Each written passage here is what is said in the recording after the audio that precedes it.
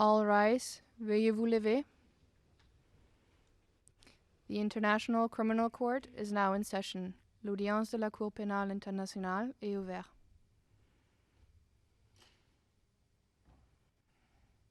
Please be seated. Veuillez vous asseoir.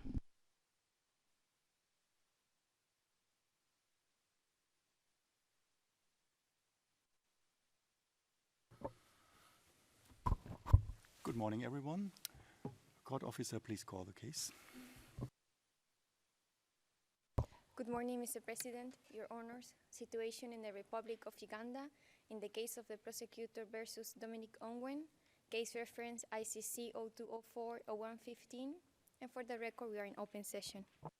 Thank you. At first, I ask the participants to introduce themselves for the record. Mr. Black first for the prosecution.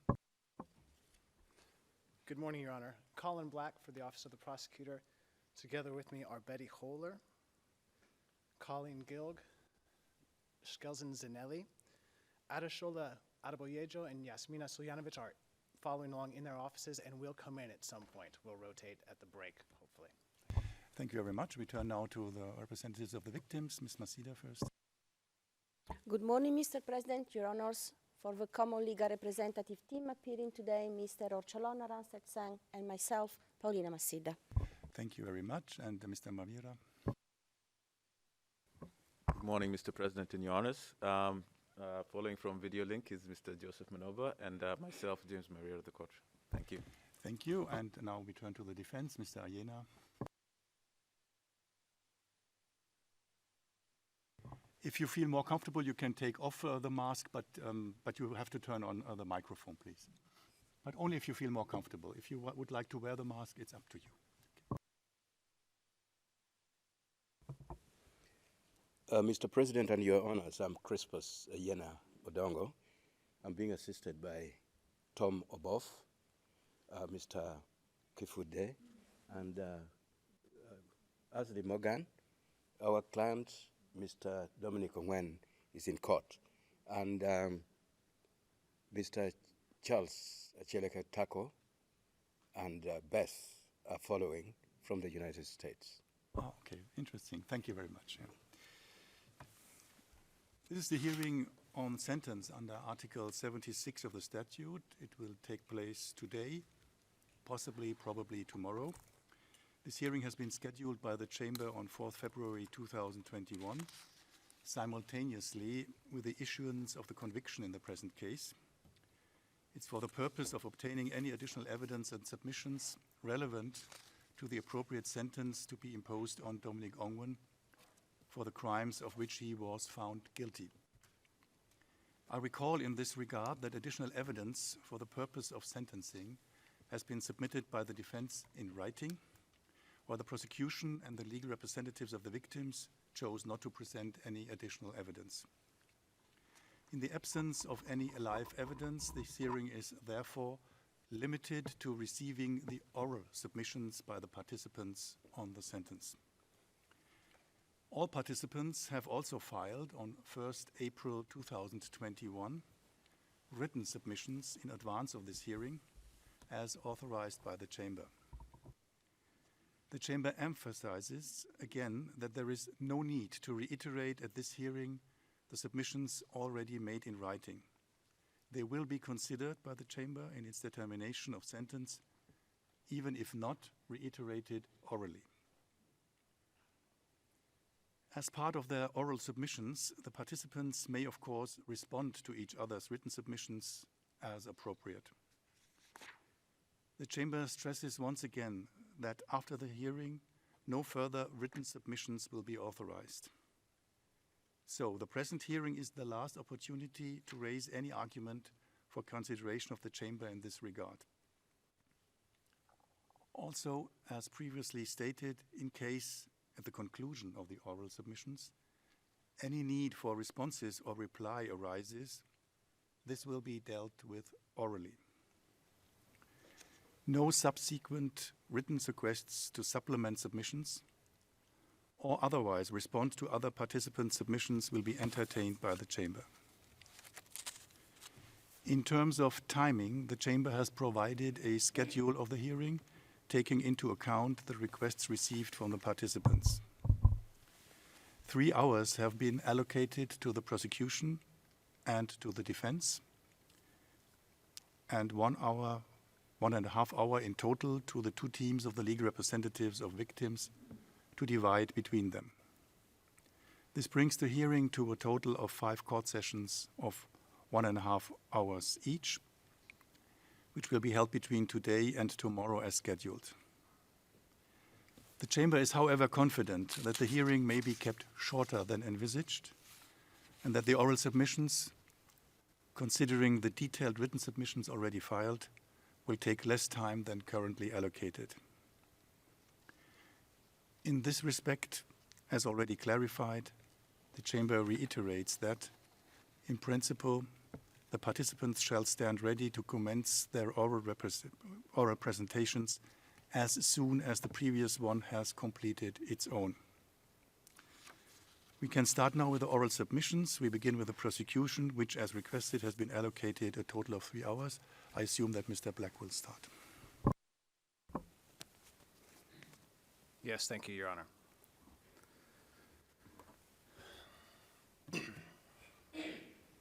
Your Honors, you have convicted Dominic Ongwin of more than 60 counts of war crimes and crimes against humanity.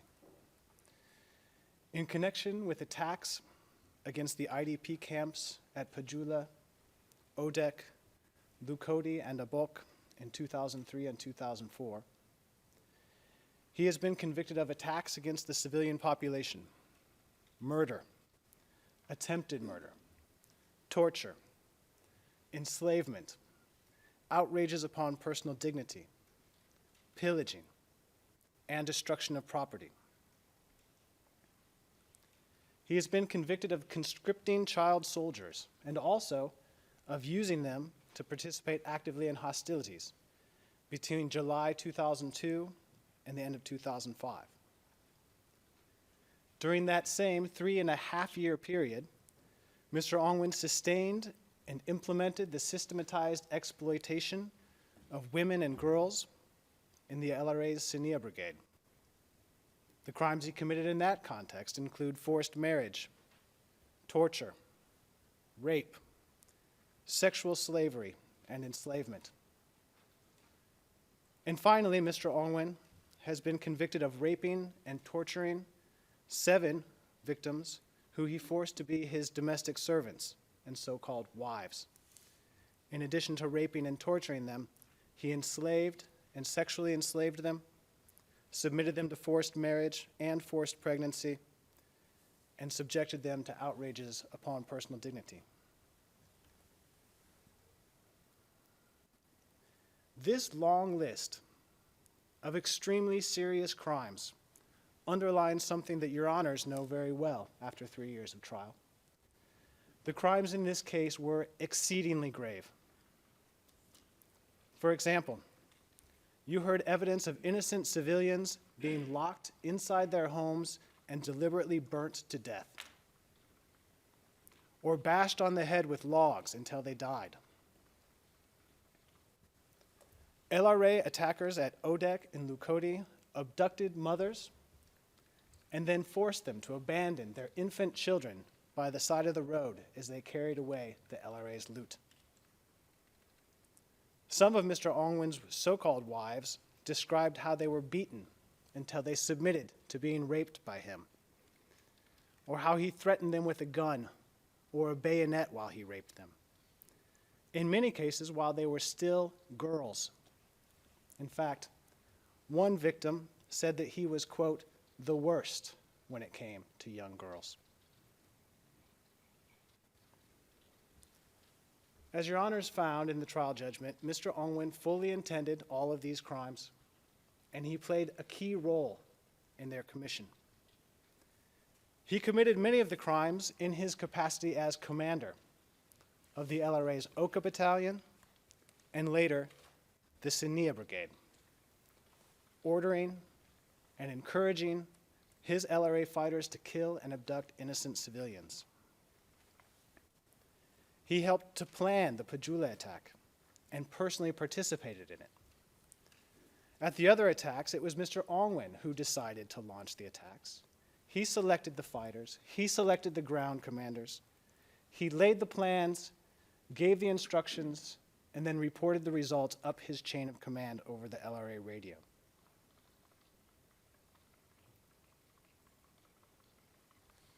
For the child soldier and sexual and gender-based crimes, Mr. Ongwen was even more intimately involved. In addition to his role as a commander, he personally abducted children. And he personally distributed boys, girls, and women within his units. Many of the children told him directly to his face that they were under 15 years old. Some of those young boys became Mr. Ongwen's own escorts, living with him, carrying his tent, his chair, his weapon. He also kept women and girls for his own so-called household, forcing the youngest to be his servants and babysitters, while those that he deemed old enough were forced to be his so-called wives, obliged to have sex with him, to bear and to care for his children. In other words, Your Honor, those victims were forced to live with Mr. Ongwen for months or even years, during which time he controlled most aspects of their daily life. It's no wonder that many of them still bear physical and emotional scars from their experiences. But even among the victims of the attacks, which were more restricted in time, I recall the expert report of Teddy Atim, which says that for many, I quote, "The LRA attacks on Abok, Lukodi, and Odek represent a turning point in their lives, as well as the lives of their family and their entire community," end quote.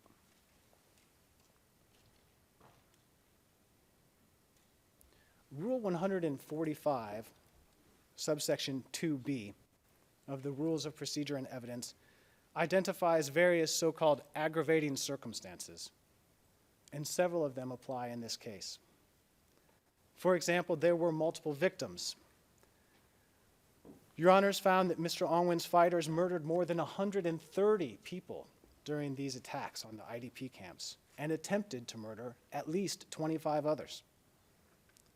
Hundreds of civilians were abducted, tortured, and enslaved during those same attacks. A large number of children were conscripted into the LRA and used actively to participate in hostilities during the charged period. And although the precise number is not known, we surely submit that it is also in the hundreds. And in addition to the 7 women and girls who were forced to be Mr. Ongwen's wives and servants, Your Honors concluded that there were over 100 abducted women and girls in the Sania Brigade at any one time during the charged period. Many of these victims were particularly defenseless, another aggravating circumstance under the rules. Boys and girls as young as 9 or 10 years old were abducted and forced to be child soldiers or domestic servants. Mr. Ongwen raped some of his victims, like P101, P226, when they were still girls. As I've mentioned, at some of the attacks, mothers were forcibly separated from babies so young that they were still breastfeeding.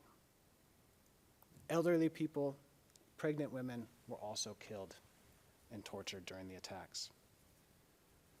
You heard the evidence that these crimes went beyond mere violence to particular cruelty, and I've already described some of those circumstances. I just recall that others were also forced to kill people, or forced to beat people, or to inspect dead bodies. And finally, on aggravating circumstances, you found that the crimes were committed with a discriminatory motive, as punishment for civilians whom the LRA considered to be their enemy, to support the Ugandan government, usually just because they lived in camps for internally displaced people. Mr. Ongwin shared that intent and motive. Now, why have I recounted all these facts? Facts which I know your honors already know, which are in the trial judgment. I've done so to make absolutely clear our position that the crimes committed in this case and Mr. Ongwin's participation in the crimes would ordinarily warrant a sentence at the very highest range available under the Rome Statute, 30 years or even life imprisonment. The participating victims in this case have recommended just such a sentence, life imprisonment, and we share their desire for justice and we respect their views. In another case, against another accused, we might well agree with their recommendation. At the very least, we agree that 30 years or life imprisonment is the point of departure for any sentencing analysis in this case. However, as you know from our sentencing brief, the prosecution is recommending a sentence lower than that, but not less than 30 years. And why is that? As Prosecutor Bensouda recognized at the very beginning of this trial, there is one circumstance which sets this case apart from all the others tried at this court. Approximately 15 years before he committed these terrible crimes, Mr. Ongwin was himself a victim of the LRA. Your honors found that he was 9 years old when he was abducted while walking to school. He was forced to become a child soldier in the LRA, and although your honors heard little evidence about his own experience, the testimony of other former child soldiers is enough to tell us that he probably suffered greatly. He would have been beaten, forced to beat or even kill others, and subjected to spiritual and political indoctrination. He would have suffered hunger, grief, and fear. In effect, the LRA stole from Mr. Ongwin his childhood, his education, and his best chance to lead a normal life surrounded by family and friends.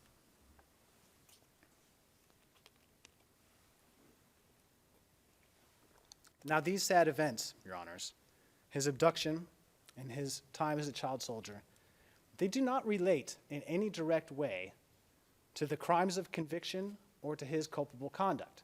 They happened more than a decade earlier, and there's been no link shown between his victimization and the crimes, any of the crimes that he later committed as an adult in his 20s over a period of 3.5 years. And the prosecution's view is that Mr. Ongwin's previous experience as a child soldier does not in any way diminish the gravity of the crimes, nor does it diminish his criminal culpability for those crimes.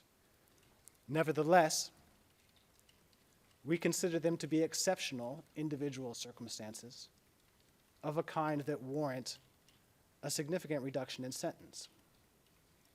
Specifically, the prosecution has recommended up to a 1/3 reduction in sentence from the 30 years, which we think would otherwise apply, down to something not less than 20 years in prison. I would emphasize that we feel strongly that anything less than 20 years would be disproportionately low, given the gravity of the crimes in this case and their impact, long-lasting and devastating impact on the victims. However, on balance, and sentencing is always a question of striking the right balance, on balance, we think that a sentence of at least 20 years would sufficiently reflect the severity of the crimes, Mr. Ongwin's participation, and the harm to the victims, while appropriately taking account of his individual circumstances.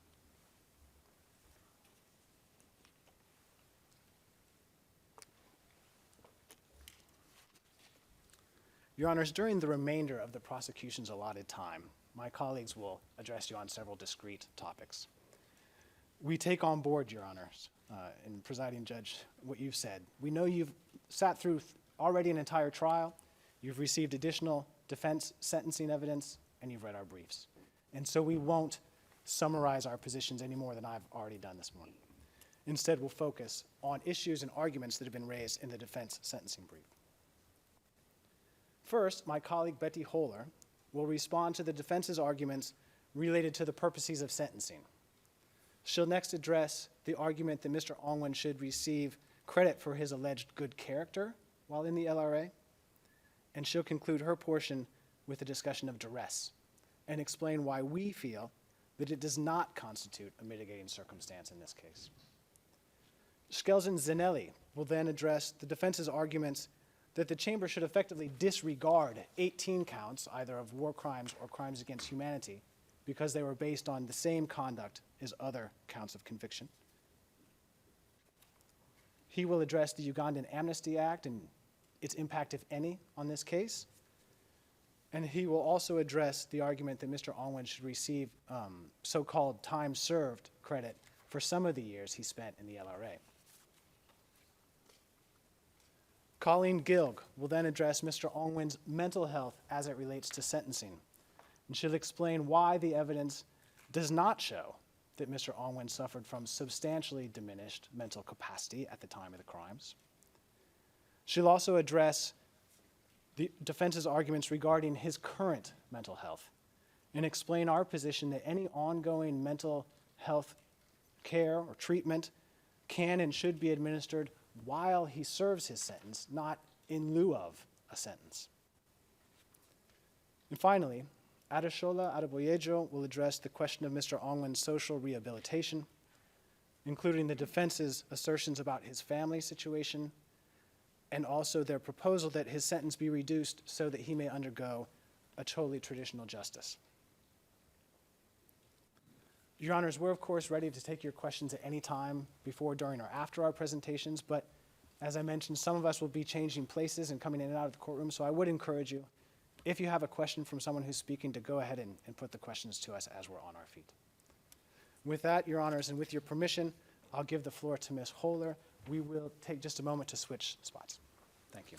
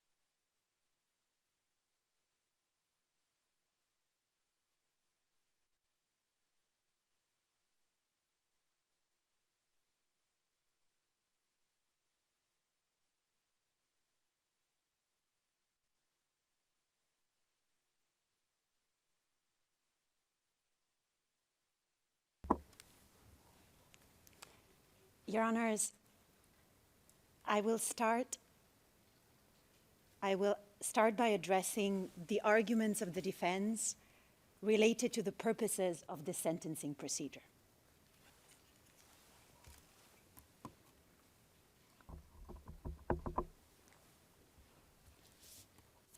Your Honors, the trial chambers and the appeals chamber of this court have consistently held that the primary objectives of sentencing in the ICC proceedings are retribution and deterrence. Retribution is considered an expression of the international community's condemnation of the crimes. It acknowledges the harm caused to the victims by issuing a proportionate sentence. Deterrence aims to prevent future crimes by addressing both the accused, specific deterrence, and the general public, general deterrence. Rehabilitation of the convicted person is a consideration, but a minor one. As emphasized by other trial chambers and the appeals chamber of this court, rehabilitation should not be given undue weight in light of the serious crimes that this court adjudicates. I underline the relationship between these sentencing objectives, Your Honors, because the defense in its written submissions focuses extensively on rehabilitation. And it asks you, I quote, to look heavily at this factor. The defense is in effect asking Your Honors to make Mr. Ongwen's rehabilitation the central aim of this sentencing procedure. It goes even further and asks you to altogether ignore deterrence as an objective. Perhaps unsurprisingly, the defense says very little about retribution.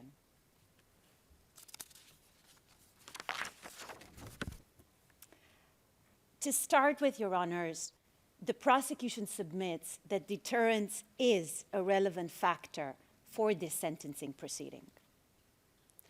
International criminal justice as a whole, and this court in particular, are built on the notion that holding individuals responsible for grave crimes they have committed and punishing them will help prevent future atrocities. The preamble of this court reiterates this very clearly. It is not true, as the defense would have you believe, that the work of this court and the sentence it imposes on Mr. Ongwen do not matter. Whilst it is difficult to scientifically measure the effect of general deterrence in international criminal proceedings, we say one thing, Your Honors. An overly lenient sentence, like the one suggested by the defense, will have no deterrent effect whatsoever.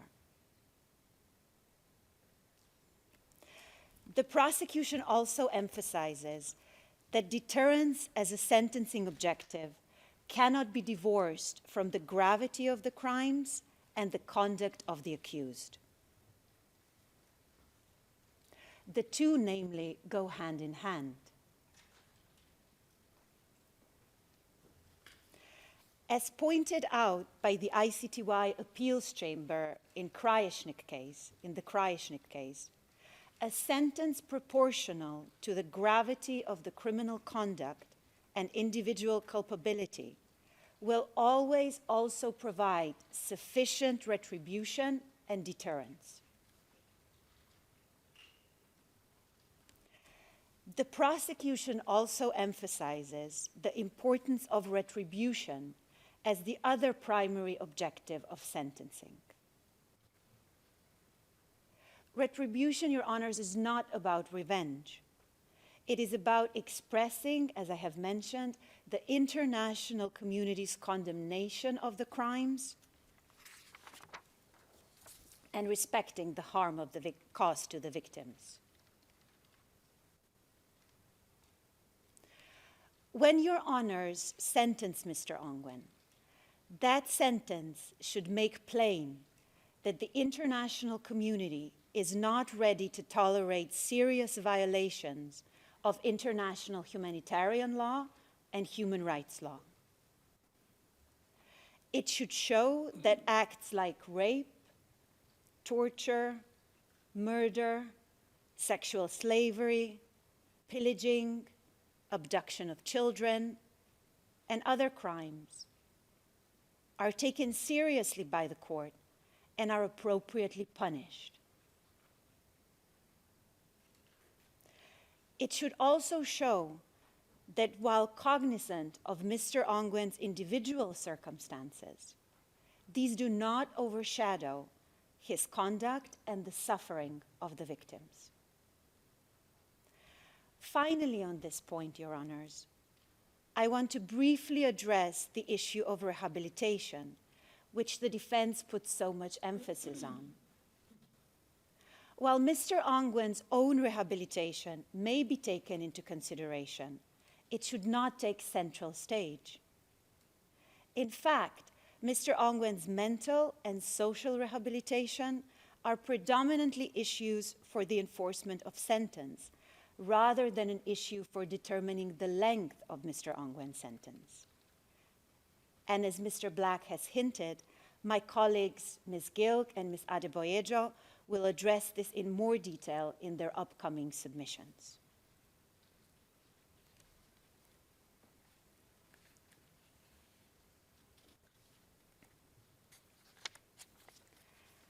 I will now move away, Your Honors, from the purposes of sentencing and address the defense's argument that Mr. Ongwen's character and kind acts while he was in the LRA should be considered a mitigating circumstance.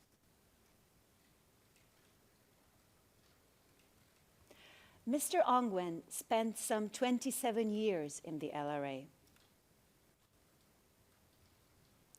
The prosecution accepts that during this time, he may have committed some acts of kindness and have even intervened to save lives. The defense in its closing brief lists examples of such interventions. Individual acts of kindness, however, do not in any way negate the crimes that Mr. Ongwen has committed against hundreds of victims.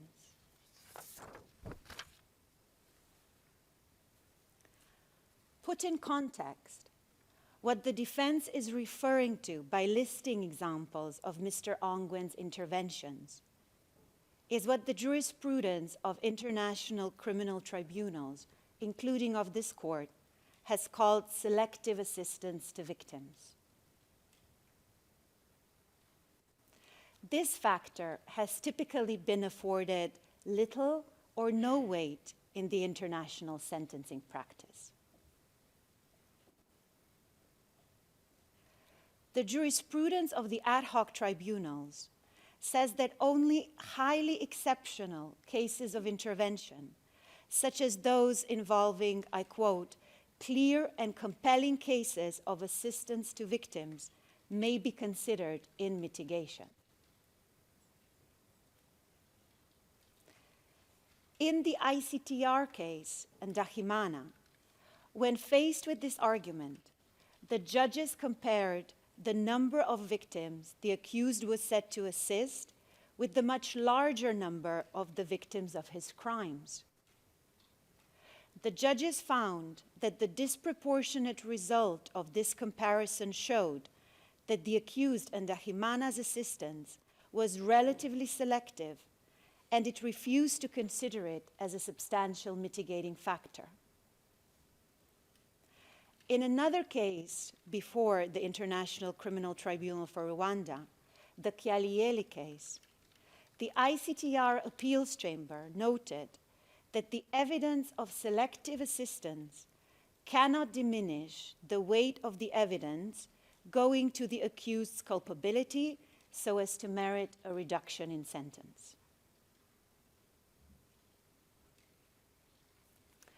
At the ICC, Your Honors, the issue most recently arose in the Taganda case, where the appeals chamber held that only a substantial humanitarian act could be considered a mitigating factor. The chamber rejected Taganda's claim that saving the lives of 64 enemy combatants was such an act.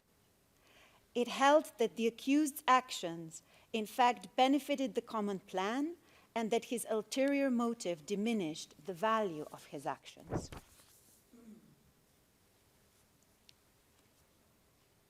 The same, Your Honors, can be said for several of the examples cited by the defense in relation to Mr. Ongwen's actions. Mr. Ongwen, for the most part, intervened only to save lives of selected few, people close to him, people he liked and trusted, such as P236, who became his first wife, and his trusted ranked soldiers, like witness P205 and P231. Mr. Ongwen, Your Honors, afforded no such protection, no such generosity to the women and children in his brigade more generally, or to the residents of the attacked IDP camps in Pejule, Lukodi, Odek, and Abok. Quite to the contrary, Your Honors.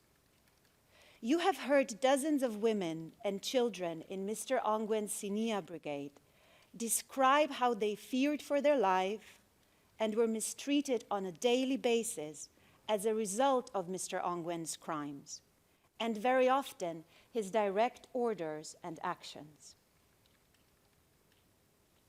You have heard evidence of Mr. Ongwen instructing his soldiers before the attack on Odek to, I quote, exterminate everything in the camp, even ants, even flies, and similar other orders given in relation to the other attacks.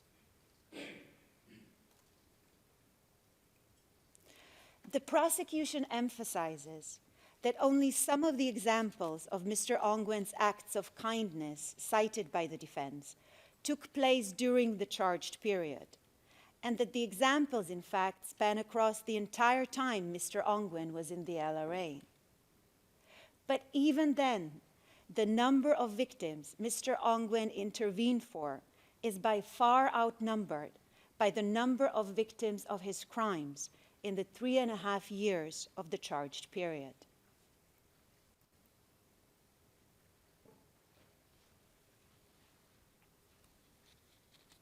This trial chamber found that there were over 100 women in Sinia Brigade at any given time who were tortured, raped, enslaved, or sexually enslaved.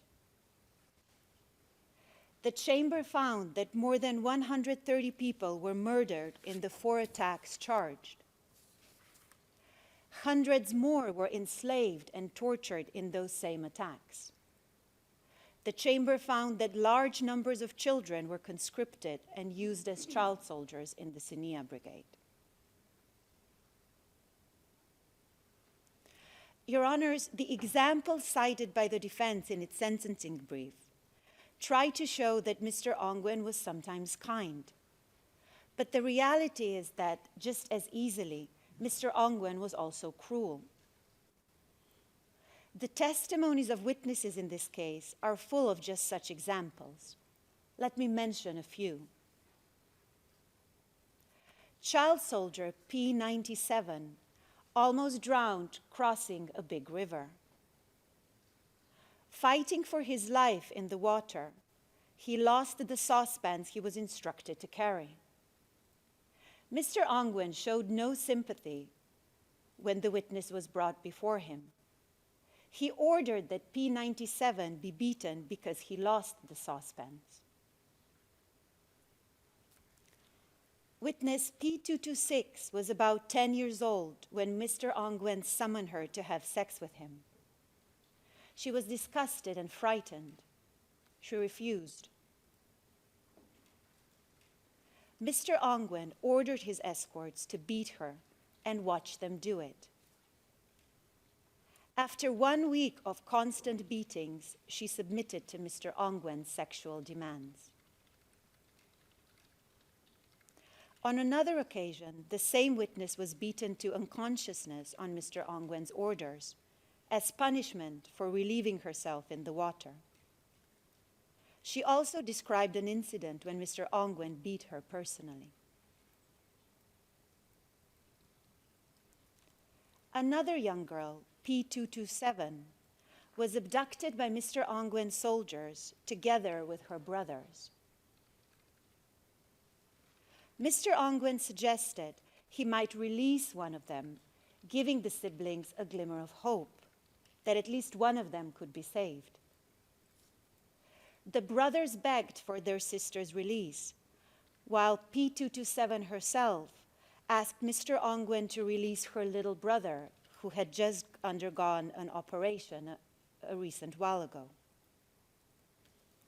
And what did Mr. Ongwen do? He released no one, and instead ordered his guards to beat the children so badly that they forget their home.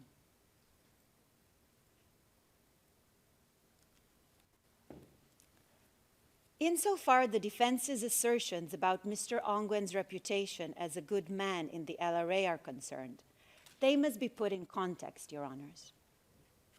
Yes, Mr. Ongwen was considered a skilled soldier who took care of his fighters. But this reputation came on the back of attacks against thousands of civilians in northern Uganda, in which people were killed, tortured, and enslaved, their properties pillaged or destroyed. Yes, Mr. Ongwen was liked by his soldiers. But an important reason for this was that he rewarded them with women. Those women, Your Honors, were frightened teenage girls abducted from their homes, who were then beaten into submission, brutally raped, turned into sex slaves, and forced wives. Yes, Your Honors, in comparison to some other LRA commanders, Mr. Ongwen may not have been the cruelest. But he was also not the kind man and benevolent leader that the defense would have you believe. Your Honors only need to look in the evidence of the women and child soldiers in Sinia Brigade, such as Mr. Ongwen's own forced wives, like P226, P227, P214, and others, and child soldiers like P330, P314, P097, and others. In conclusion on this point, Your Honors, individual acts of kindness and alleged goodwill that Mr. Ongwen may have shown at times do not amount to a mitigating circumstance and do not warrant any reduction of sentence.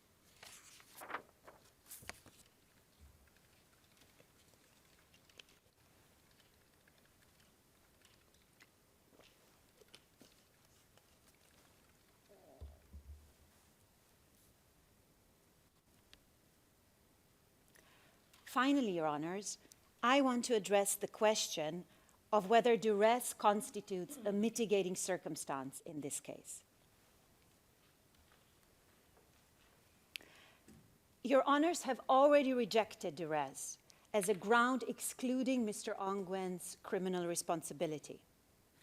The defense is now asking you to take the alleged duress into consideration as a mitigating factor and as a personal circumstance in order to reduce Mr. Ongwen's sentence.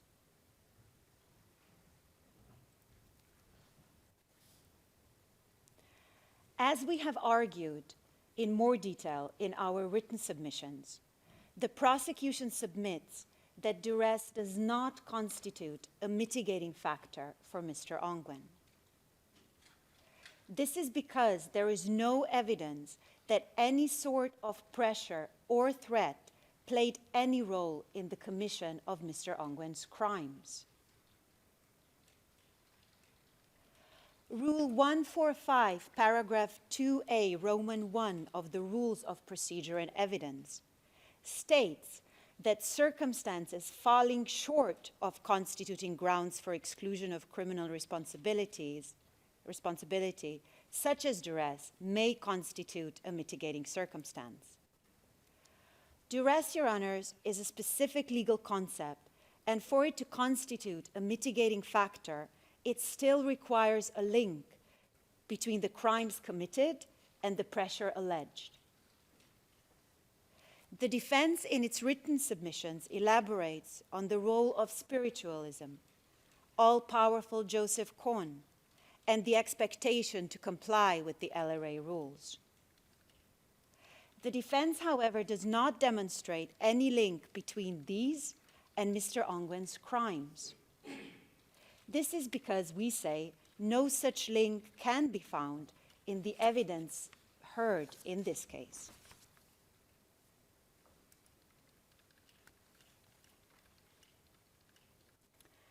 Your Honors, there has been no suggestion that Joseph Cohn threatened to hurt Mr. Ongwen if he did not, for example, attack Lukodi, rape women, or abduct children. In fact, a number of Mr. Ongwen's crimes were committed in private, in circumstances where any threats or pressure potentially made against Mr. Ongwen would not have any effect. The defense does not appear to suggest that there was a threat of harm from the spirits themselves. No witness suggested that Mr. Ongwen was visited by spirits prior to or during any of the charged attacks, or the sexual and gender-based crimes and crimes against children. Moreover, despite many assertions about Kon's spiritual orders and rules, LRA commanders, including Mr. Ongwen, frequently violated them. P233, for example, quite clearly testified that Mr. Ongwen did not always follow the rules. P226 described how Mr. Ongwen directly defied Joseph Kon's rules specifically to commit crimes. Mr. Ongwen namely hid P226 in order to keep her for himself rather than send her to Joseph Kon.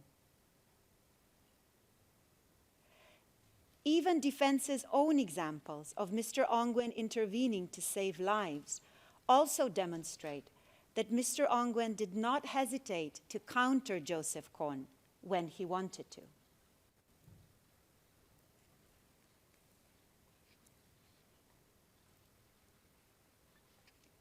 The evidence also shows that LRA members who, like Mr. Ongwen, were abducted as children, grew up in the bush, and became LRA commanders, regularly questioned or simply did not believe in the existence of spirits and Kon's spiritual powers.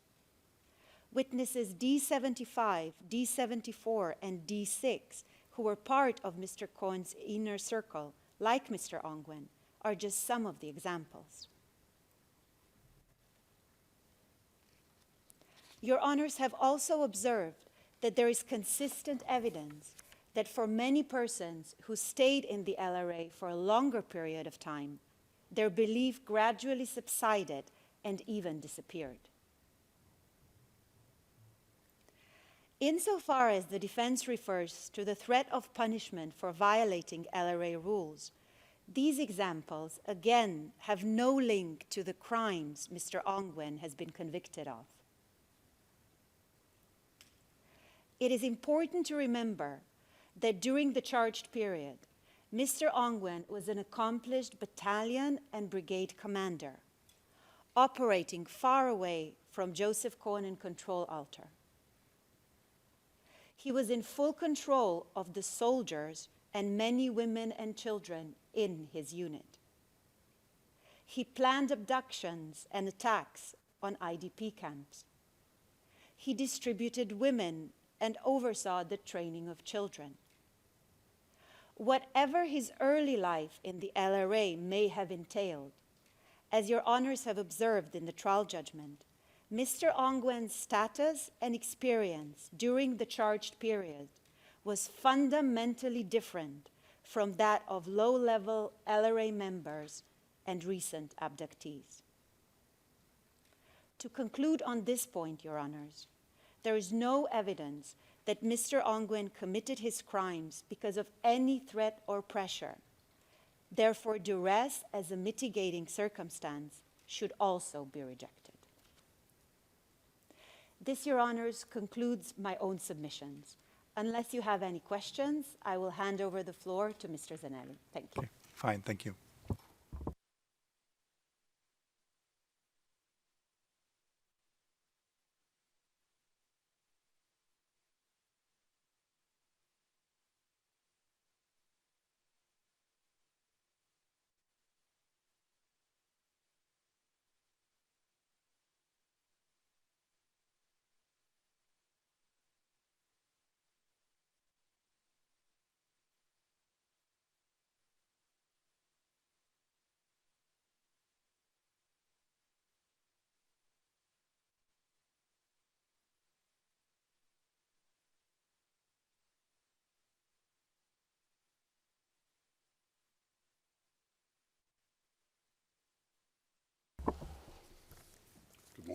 Honors.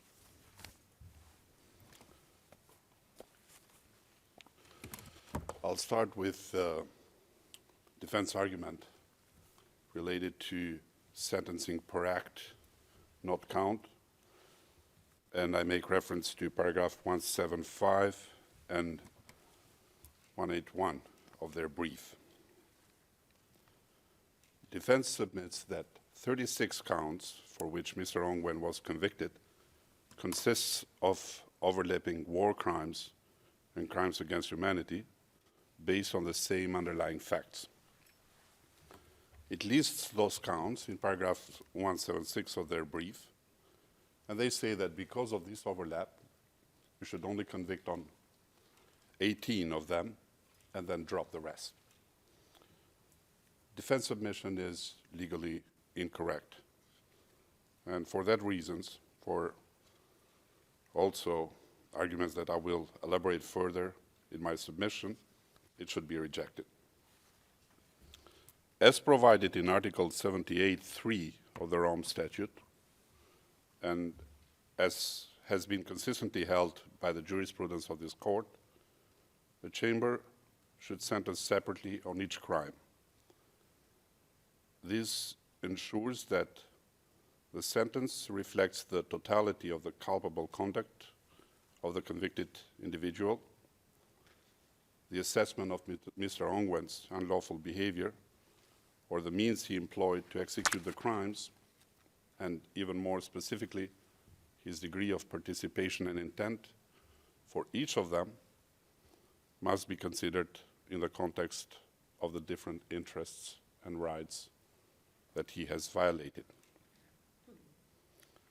First, with regard to his arguments on these issues, Mr. Ongwen repeats his closing submissions and effectively seeks to negate any effect to the cumulative convictions for war crimes and crimes against humanity. And these are arguments which you have already dismissed in your judgment, Your Honors. I refer to paragraph 2820 of the trial judgment. You rejected the defense's request that the contextual chapeau elements for war crimes and crimes against humanity must not form part of any assessment, whether to enter multiple convictions for individual crimes when based on the same facts. And your conclusion was clear. The chapeau elements are not neutral or qualitatively different from the specific elements attaching to each crime. As such, they distinguish crimes and also reflect the fact that the crimes protect different interests. Now, trial chambers of this court in different cases, like Ntaganda, Bemba, and Katanga, all took the same position. They're also referenced in footnote 7348 of your judgment. The ad hoc tribunals took the same approach. Such would be, for example, the Naimana et al. Appeals judgment, paragraph 1019, Uzema Appeals judgment, paragraph 363, where consequently the trial chamber entered cumulative convictions for war crimes and crimes against humanity. In addition to the differences between these two crimes based on the contextual elements, for some of these crimes, their respective provisions provide further and/or different elements, such as, for example, the crime of torture as a war crime and as a crime against humanity. You have yourself noted in paragraph 2702 of the judgment that there are some notable differences between the elements of torture as a crime against humanity and that of torture as a war crime. And yet again, in this case, you have torture committed in the context of the attacks, again charged as a war crime and crimes against humanity, as well as torture in the context of sexual and gender-based crimes.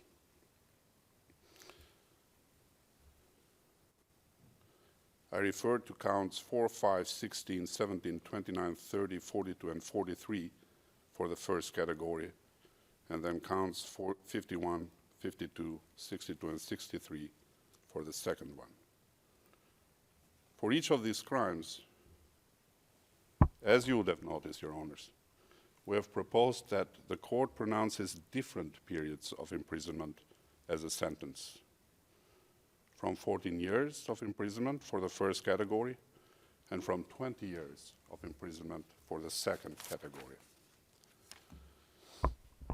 But let's assume for a moment that you actually do what the defense suggests. So let's assume that you convict on only 18 and drop the rest.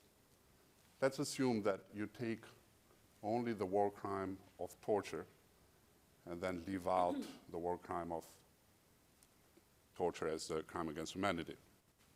And let's assume that in appeal, this count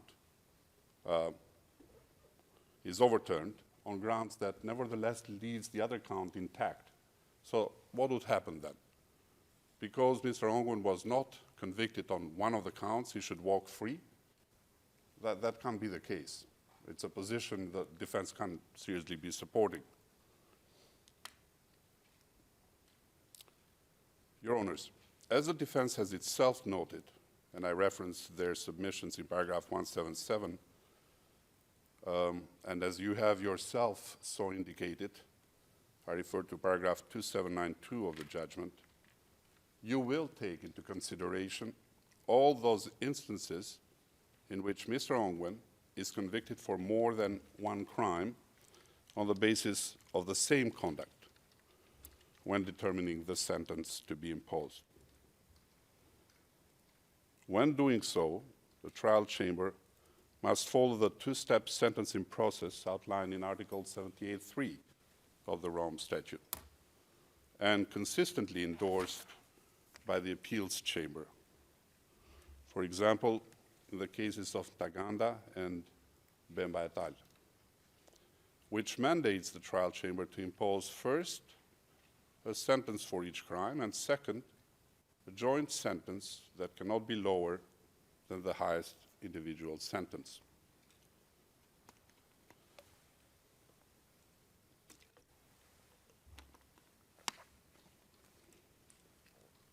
I refer here to Taganda Sentencing Appeal Judgment, paragraph 129, and Bemba et al. Judgment on the Sentencing Appeal Judgment, paragraph 238.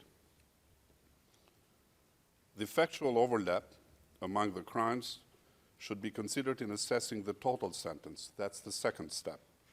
But it cannot result in the chamber not considering a war crime or a crime against humanity for the purposes of sentencing. That would be contrary to the two-step process sanctioned in Article 78.3. Now, it may well be, Your Honors, that the sentence you impose for war crime and a crime against humanity based on the same underlying conduct end up being the same. In fact, we, the prosecution, have ourselves recommended that. But that does not mean that the results of it, as the defense suggests, would be to pronounce a corresponding sentence to only 18 of the overlapping counts and then drop the rest. Instead, you should sentence Mr. Ongwen for all the crimes of conviction. But also because all of the sentences will be served simultaneously, this will result in no extra hardship for Mr. Ongwen. That brings me to the second issue. This is the arguments made by the defense with regard to the Amnesty Act of Uganda. They suggest that Mr. Ongwen should receive a lighter sentence because all other former LRA members, with the exception of one, have benefited from the Ugandan Amnesty Act. I make reference to paragraphs 29, 30 of the defense brief. Now, Your Honors, before this court, the Ugandan Amnesty Act has no force. The International Criminal Court does not, as it should not, recognize unconditional amnesty or immunity from prosecution for the crimes against humanity and war crimes listed in the Rome Statute. And Mr. Ongwen was charged and found guilty of exactly such crimes. It's also not correct that Mr. Ongwen has been unfairly singled out. I recall, Your Honors, that Mr. Ongwen was charged together with 4 other LRA commanders, 3 of whom are presumed dead, with 1 still at large, and none of these men have received amnesty. Mr. Ongwen has been convicted of serious crimes, and for that, he should receive the appropriate sentence. A sentence which must reflect his crimes and his conduct. What someone else may or may not have done, or whether they have or have not received amnesty or were not prosecuted, is essentially irrelevant to Mr. Ongwen's sentence.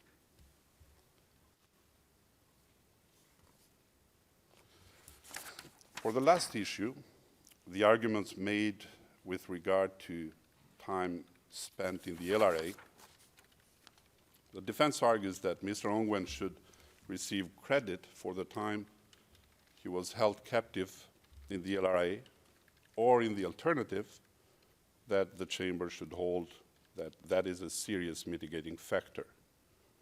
And it makes those arguments under 2 separate timelines. One for the time he spent as a child, and another to the point he became a commander in the LRA. Reference is made to paragraph 64 of their brief. Your Honors, time served is covered by Article 78(2) of the statute, which says that the trial chamber must deduct time spent in detention in connection with the conduct underlying the crime. No provision of the Rome Statute authorizes the trial chamber to deduct time spent in detention prior to the crimes being committed, and for completely unrelated reasons. That's why you should dismiss the defense request. And here's a reference to this court's jurisprudence on the issue. It's found in Katanga's sentencing decision, number 3484, at paragraphs 154 to 168, where the chamber found, and I quote, regarding the deduction of any other time spent in detention in relation to conduct underlying the crimes, the chamber considers, in particular, in light of a combined reading of the English, French, and Spanish versions of Article 78(2) of the statute, that only a period of detention for acts constituting the same crimes for which the accused person is convicted may be deducted from the sentence pronounced. Having said this, Your Honors, this does not mean that we consider Mr. Ongwen's abduction and time as a child soldier in the LRA to be irrelevant. As explained earlier by my colleague, Mr. Black, we, the prosecution, believe that the personal experiences of Mr. Ongwen warrant a reduction in his sentence, not as a deduction for time served, but as an individual circumstance. At this point, unless you have any questions, I'll give my floor to my colleague. Or actually, she's not here, right? No, Colleen. Oh, okay. Okay.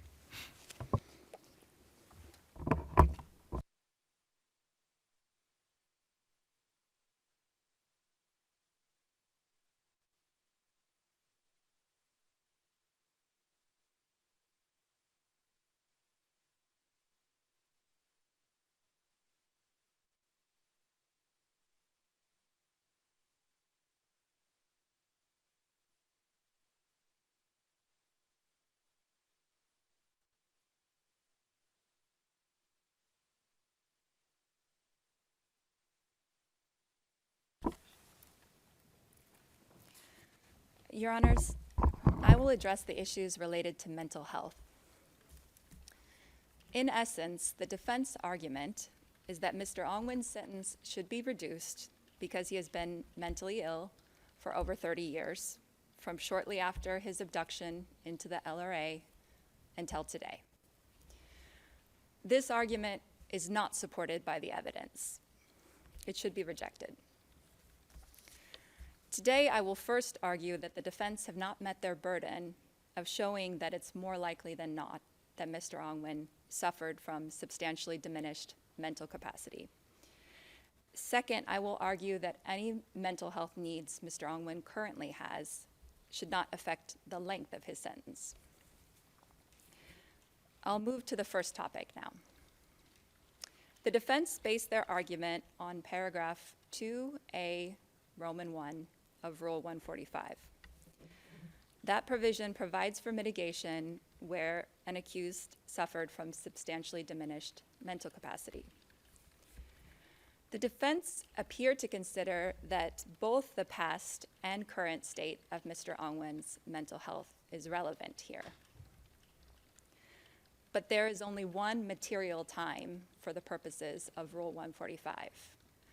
That time is the period during which Mr. Ongwin was committing the crimes he was convicted of. This chamber has already found that Mr. Ongwin did not suffer from a mental disease or defect at the time of the crimes. The prosecution submits that there is no reliable evidence that Mr. Ongwin's mental capacities were diminished in any way at the time of the crimes. And there is certainly no reliable evidence that they were substantially diminished. Your Honors, I am very sorry for interrupting Ms. Gilg. There is a problem with the translation for Mr. Ongwen. He's not currently receiving the Choli translation of what Ms. Gilg is saying. We have, of course, to solve this problem first, and then you might continue. Perhaps I can get a notice if this can be solved quickly.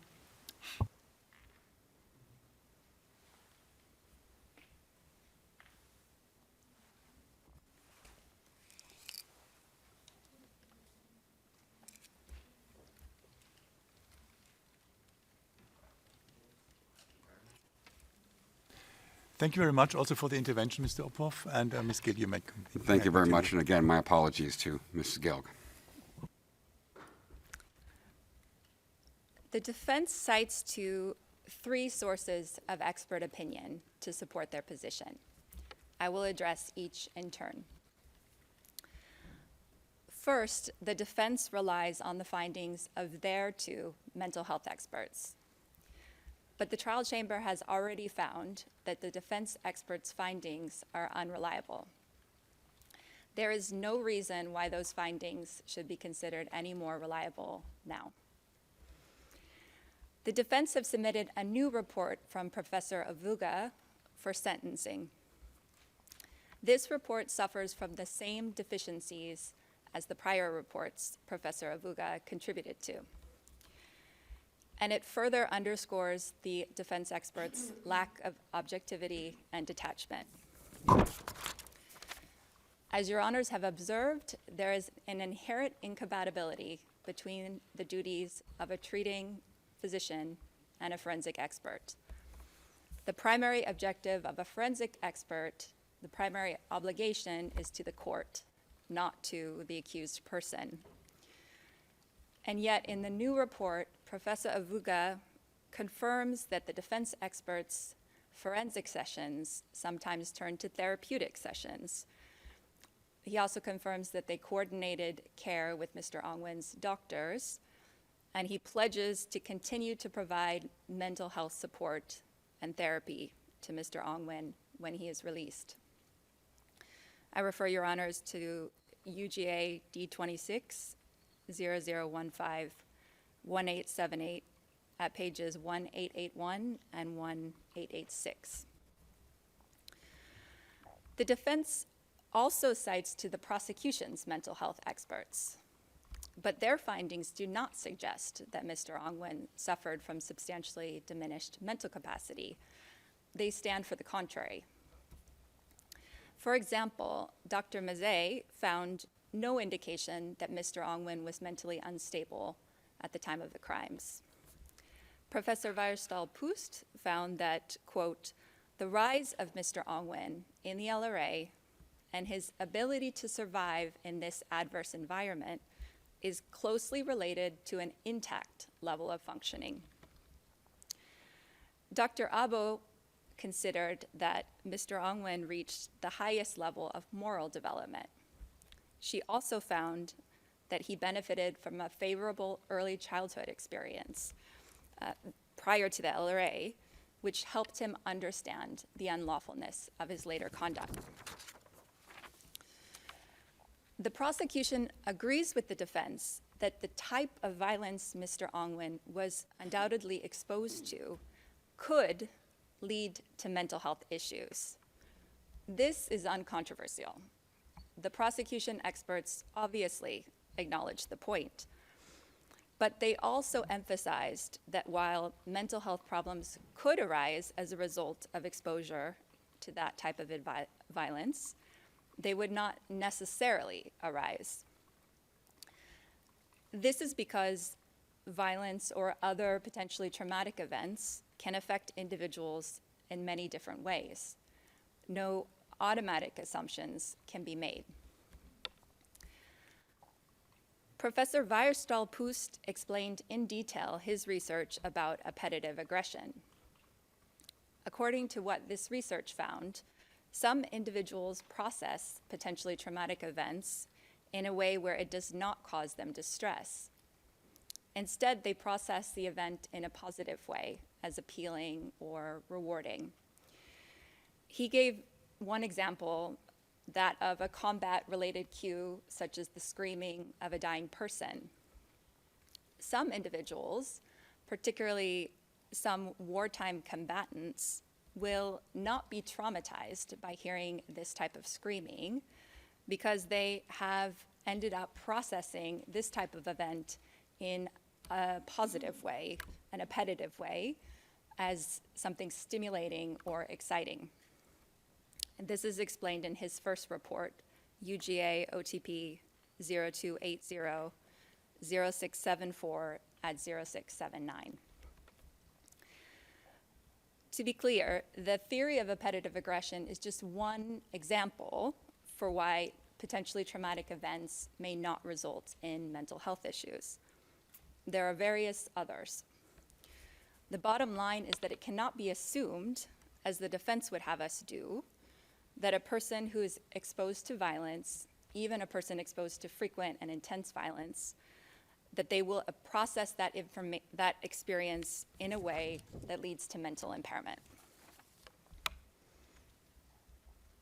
In other words, it is not enough for the defense to say that because Mr. Ongwin experienced violence from an early age, his mental capacities must have been substantially diminished ever since. And here I'm referring to paragraphs 96 to 97 of the defense brief. It is also not enough for the defense to say that because Mr. Ongwin is currently receiving mental health treatment, his mental capacities must have been substantially diminished at the time of the crimes. And here I'm referring to paragraph 87 of the defense brief. The present day diagnosis of a particular mental health disorder could be a relevant piece of information. It might make it more likely that Mr. Ongwin had some form of mental health issue in the past, but it is not sufficient to establish that. For one thing, it is commonplace for individuals in detention to develop mental health issues, not because of their past experiences, but because of the stressful change in their living conditions. Even if the chamber were to accept that Mr. Ongwin currently has a trauma-related mental health disorder, it still cannot be assumed, as the defense would apparently have us do, that Mr. Ongwin suffered impairment from such a disorder at the time of the crimes. That's because some people who experience trauma may manage to cope for a while and only fall ill years later.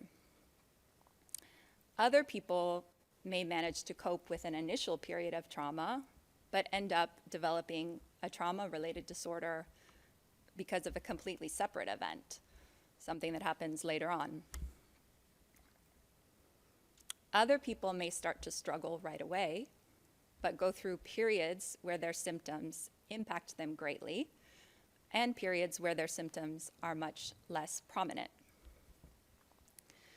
I refer your honors here to Dr. Abo's report at UGA OTP 0280-0732 at 0742 to 0744, and Professor Weierstahl-Pu's first report, UGA OTP 0280-0674 at pages 0679 to 0680 and 0699.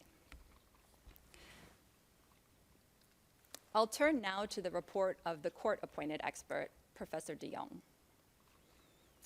This report is of little use in assessing the question at hand. It was prepared for a different purpose. His assessment of Mr. Ongwen took place some 12 years after the crimes. And for the reasons I just explained, a contemporary diagnosis of a particular mental health disorder doesn't tell us much about the state of a person's mental health many years earlier. Your Honors, the defense has made submissions in their brief about the expert testimony in this case, but it seemingly ignores the other witness testimony, which is perhaps even more important. None of that evidence supports the defense position. As your honors are well aware, many people who knew Mr. Ongwin in the LRA appeared before this court as witnesses. These people lived and fought alongside Mr. Ongwin for years, and yet none of them described him acting strangely or acting in any way that would suggest he was mentally impaired. Instead, they described him as a skilled fighter, a good leader, a friendly and likable person, someone who took good care of his soldiers, and someone who could plan and execute complex military operations. The defense had every opportunity to call their own witnesses to show that Mr. Ongwen was behaving unusually in this period or otherwise demonstrating signs of mental instability. They had every opportunity to question the prosecution's witnesses and elicit such testimony.